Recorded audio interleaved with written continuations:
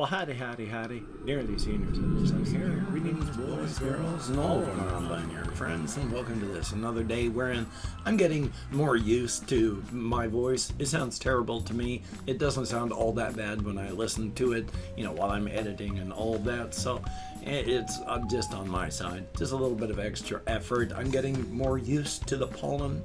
It's affected me slightly less, but thumbs up for that. Also, you may notice that there's a green screen behind me. For whatever reason, I'm also probably going to have it so that it looks like there's no green screen behind me as best I can until I start doing weird stuff with it. While I was doing stuff yesterday, I suddenly got hit with motivation. And I started getting things together so I could do that one shorts sketch where I'm standing, and then the announcer type voice says something along the lines of, "And I've got opinions with Joe D'Amati." And then as Joe D'Amati, my character looks up at the camera and just says, "Well, of course I've got opinions. I mean, who doesn't? I don't have any power though, so does it matter?" And then, of course, it starts off where he goes, "Hello, I'm Joe D'Amati, and once again, welcome to I've Got an Opinion." As of course, our editor, Sean, has chosen a topic at random from Facebook or I don't know. I leave the hard technical details to him. But he has been checking things out, and so what we have is this topic. And looks down at the sheet, and then it says grapefruit up above. And there's just silence. And just, what am I supposed to say about grapefruit? What's controversial about How am I supposed to? Everybody likes grapefruit. What am I supposed to? All right. Come on, Joseph, think. The big thing I don't like about them citrus bastards? They're so full of themselves. They're so spherical. I can't fucking do this. I feel like an idiot. What? And then it cuts off right there. So that's Joe D'Amati. Yes.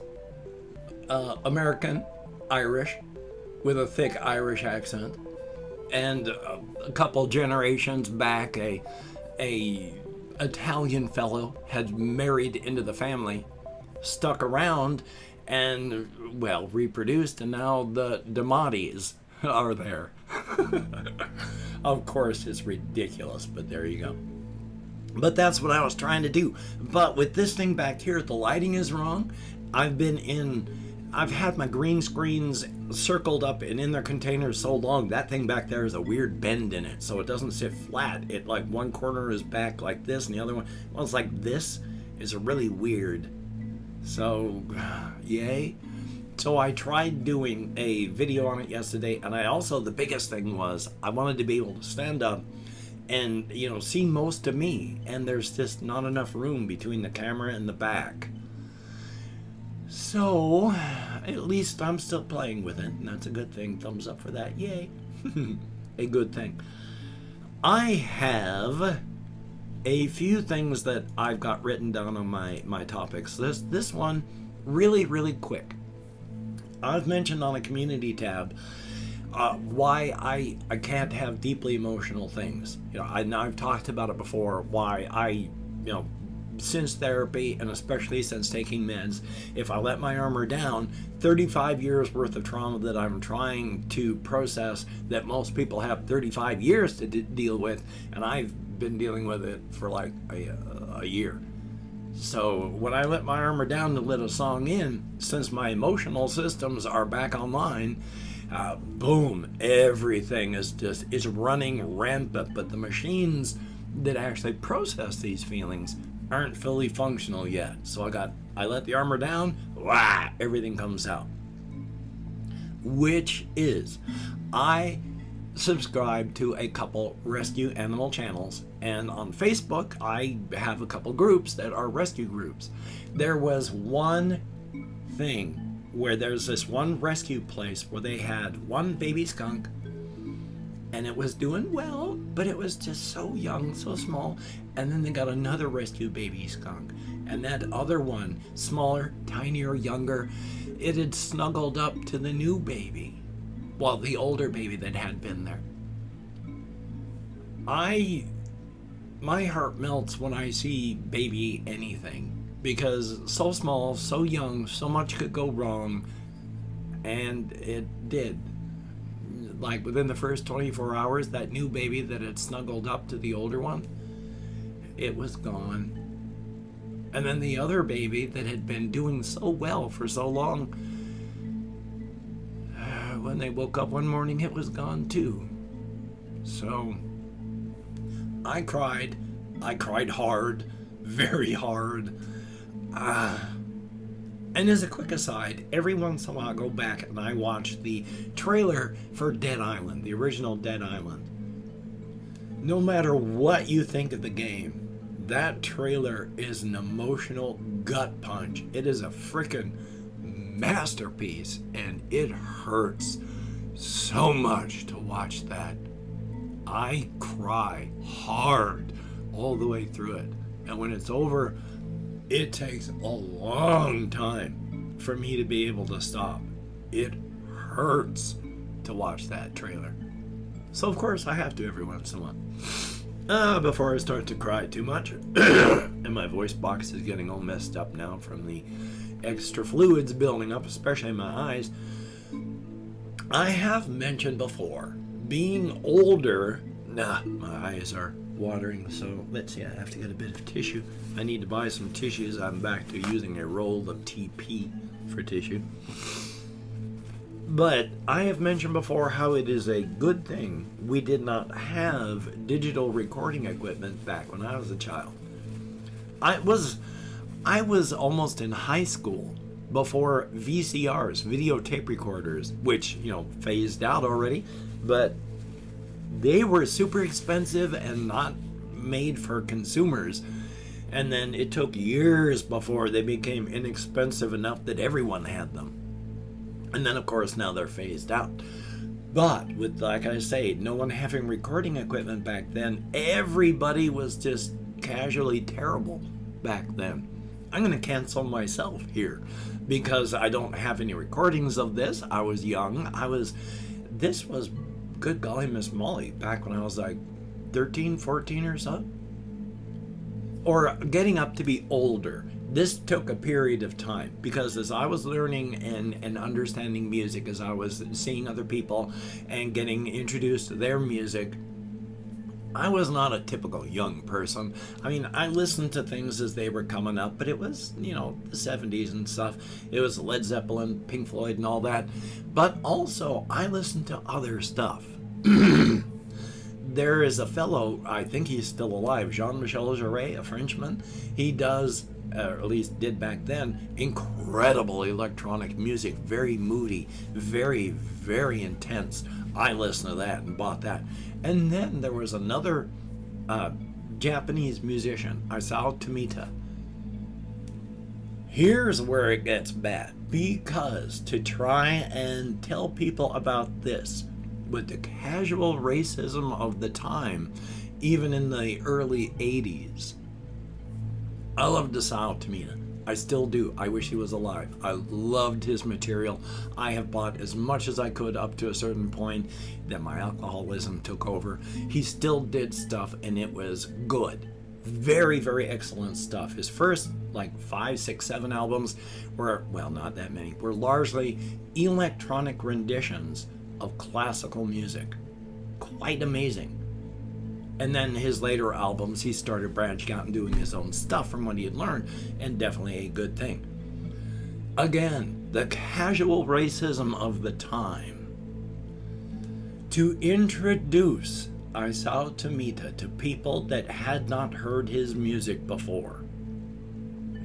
As a young person talking to other people, I only knew white people at the time. I'd only seen other people of different skin tones at a distance. As I was getting older, that was starting to change. There were more and more non-white people in the area, but it was largely, when I grew up, I think up until I was like 13 or 14, there was like one black family I had seen, and that was when I was a kindergartner. The portion of the world I live in, Washington State, is incredibly white. That is changing, thank goodness, but especially back then it was so white supremacists were trying their best to gather up a white state and secede from the Union right up in here. So yay. And of course Oregon is having issues with white supremacy issue right now, so joy. But just to cancel myself, to introduce people to Isao Tomita, I used to introduce his music as he is a little yellow man from Japan.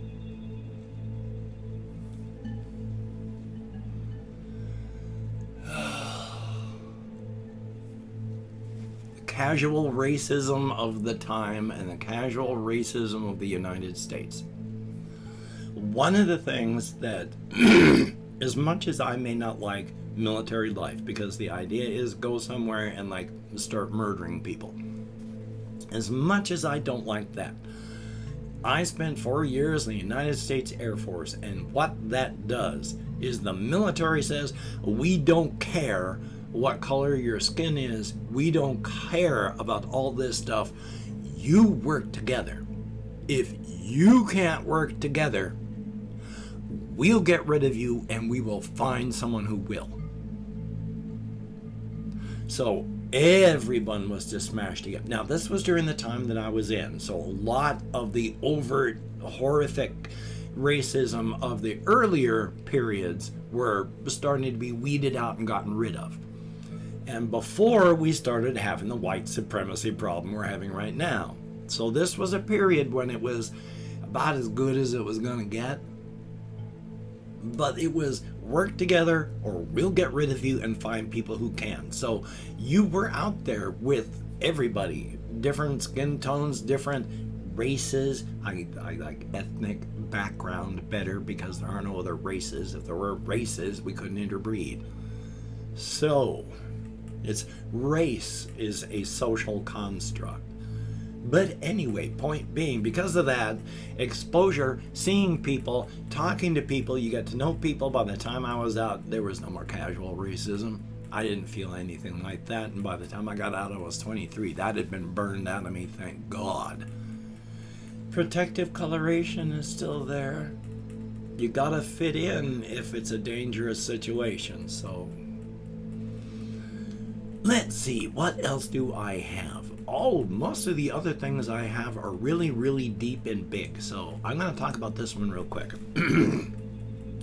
There is a science fiction book that I really, really like. I haven't read it in decades. I was young, it was like the 80s, but it's a book called The Practice Effect by the science fiction author David Brin. Now, I've mentioned this before in text and stuff, how it's kind of weird that the more we do things, the better we get at them, whereas anything that's not alive, the more you use it, the more it degrades until it breaks. But we don't. You know, athletes get better. You have to actually physically, harm yourself for the enzymes from your torn muscles to go out, to have other cells come in, bulk them up, add their nucleuses to you, and then your muscles get stronger from the stress. That's not the way anything that's not alive works. In the book, it's the practice effect. Physical effects, physical things get better as you use them. So if you make an axe, you don't have to make an axe that really works well. You just have to make an axe that works long enough not to break. Just a cheap stick with a rock lashed to the end with a rope. Use it a couple times, doesn't even matter if it cuts a tree down. The practice effect, that handle's going to start getting better. The grip is going to get stronger. You're not going to lose your hand on it. That old rock up at the end, it's getting sharper, stronger. Use that a couple times, you've got yourself a damn fine axe. That thing is sharp as just all get out, never loses its edge. And that solid half that you've got as a handle, that's an excellent piece of work, isn't it? And it just got better because it got better from practicing.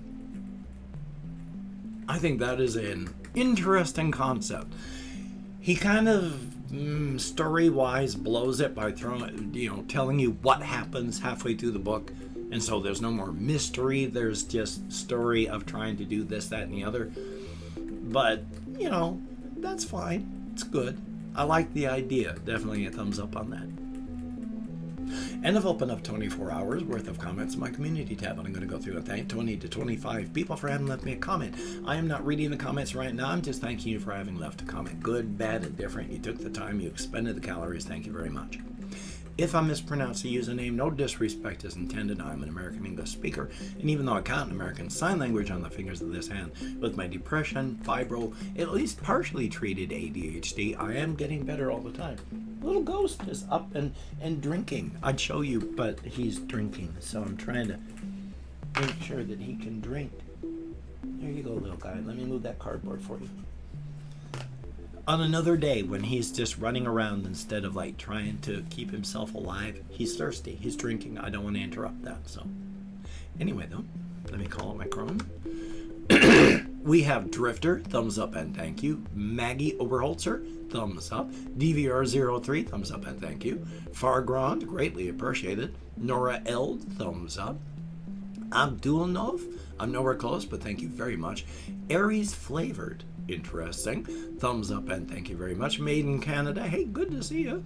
And the Gaming Dragon, thumbs up and thank you very, very much. Trucker Rob, thumbs up. We'll see about that. Clemson Dylan, thumbs up. Hi Hoo, aha ha. Thumbs up and thank you. Cersei Ackerman, greatly appreciated. Sabrina with kind of a meh face after it, greatly appreciated.